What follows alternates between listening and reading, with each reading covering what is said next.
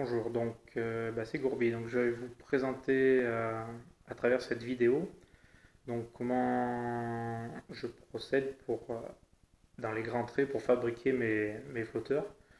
Donc il n'y a rien de très sorcier, hein. Si vous fouillez sur internet, vous trouverez tout. Je ne fais que du montage. Donc,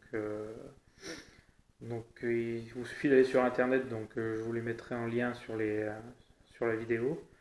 Donc c'est sur eBay souvent, donc sur eBay UK, en Angleterre. Donc il y a Flotte Company, il y a Flotte Studio, il y a je sais un japonais aussi qu'on arrive à trouver qui vend pas mal de produits aussi. Après nous avons Finesse Flotte sur lesquels je commande aussi régulièrement.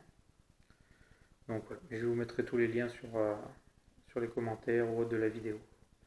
Donc, pour fabriquer vos flotteurs, il vous faudra donc des quilles. Voilà. Donc là, par exemple, c'est des 0,8 mm. Elles font 20 cm. On en trouve aussi en 60 cm qu'on découpe à notre convenance. Ça se découpe facilement hein, avec un ciseau, c'est vite coupé. Donc 0,8, on en trouve en 1 mm, en carbone, des blanches, des noires, etc. Après, donc, bien sûr, un corps de flotteur. Donc, voilà. Là par exemple c'est des pencils en 0,20. Voilà pareil, un balsam, mousse, etc. On trouve de tout. Il vous suffit de fouiller tout ça sur internet. Après il vous faudra donc bien sûr des antennes. Donc pour les antennes, généralement elles sont vendues, elles font environ 5 cm. Et donc il faut bien penser lorsque vous allez acheter, faire attention à ça. Parce que là c'est le 0,8. Donc ça va avec des quilles de 0,8. Sinon, si vous prenez des quilles d'un millimètre par exemple, il vous faudra bien sûr donc des antennes prévues qui seront percées donc à 1 mm pour la quille. Voilà. Après le 2 mm, c'est le diamètre de l'antenne tout simplement. Le diamètre de l'antenne. Donc vous avez des 2, moi j'utilise des 2, des 1,7. Voilà. Après les 2,5. Voilà, c'est les trois que j'utilise. Et donc comme je vous disais, on peut les trouver aussi donc en 1 mm, percé à 1 mm. Voilà. Après, pareil, hein, on a différentes couleurs. Hein. Ça, c'est au choix de chacun. Le jaune, les roses, etc. Donc, après les antennes, je prends aussi des petits œillets. Je ne sais pas si on va bien les voir. C'est pour faire mes flotteurs pattes. Voilà, que je mets à la cime de l'antenne. Je coupe l'antenne et je les mets à l'intérieur.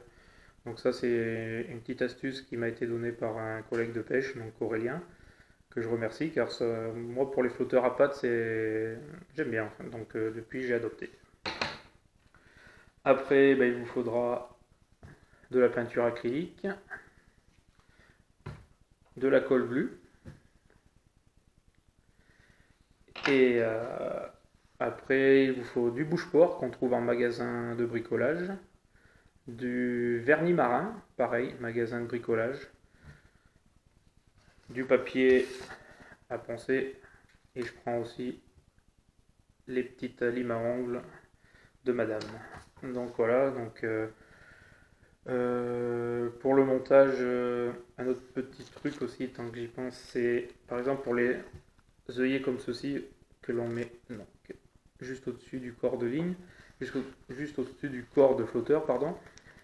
Bien penser pareil. Hein. Donc quand vous allez commander, ne vous trompez pas. Là, c'est du 2,1 mm. C'est fait pour des antennes de 2 mm. Voilà, donc il faut prendre généralement celle qui est juste au-dessus.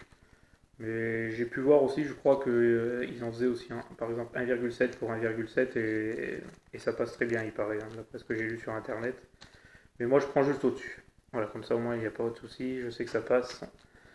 Je ne suis pas embêté lors du montage de mes flotteurs. Donc après, comme je vous disais, on peut trouver plein d'autres types de flotteurs. Hein. Voilà, les corps de flotteurs, c'est à vous de choisir. Hein. Donc pareil, hein, pour lire les étiquettes par exemple, des fois si c'est vrai que quand c'est en anglais ou autre, vous pouvez voir par exemple, souvent on voit 4 x 12, donc là c'est du 0,20. Vous pouvez voir, hein. 4 x 12, 0,20. Juste pour vous donner une petite ordre d'idée, 4 x 16 par exemple, ça va être des 0,50. Voilà. Voilà. Après, ben, pour procéder, moi je prépare déjà mes cordes de flotteurs, donc je leur mets 2 à 3 couches de bouche-port. Après, je mets ma peinture, donc je les peins en 2-3 couches de peinture, hein. Après, ça c'est comme bon vous semble. Après, je mets du vernis marin, donc là généralement minimum de couches. Minimum de couches. Après, je les colle sur ma quille que j'aurai découpée à la taille voulue, bien sûr. Je les colle, puis je colle mon antenne, pareil, tout à la colle glue. Et après, je colle mes anneaux, et voilà. Donc, je laisse bien penser à laisser sécher entre les différentes étapes, bien sûr, hein. Voilà, si j'ai un petit conseil à donner, ouais, bien laisser sécher, quoi. Bien respecter les temps de séchage. Puis voilà, et puis après, bah, je sais pas, c'est généralement on trouve les flotteurs sur internet tout préparé à deux, on va dire entre 2 et 3 euros, on va dire à peu près en moyenne, quoi, suivant la marque. Et pour vous donner un ordre d'idée, là c'est assez cher à l'achat au départ, donc tout ce qui est peinture, le bouche-port et le vernis, puis les différents petits matériels. Mais à la longue, je pense qu'on s'y retrouve et puis c'est assez sympa à faire, quoi. Là, un petit prix de revient comme ça, je dirais, avec le travail, ça fait vite 1 euro, quoi, tranquille, quoi. Un petit euro le flotteur, ça vous revient, quoi. Parce que bon, ça prend pas mal de temps quand même, hein. Il vous faudra bien compter 2-3 jours pour réaliser le flotteur.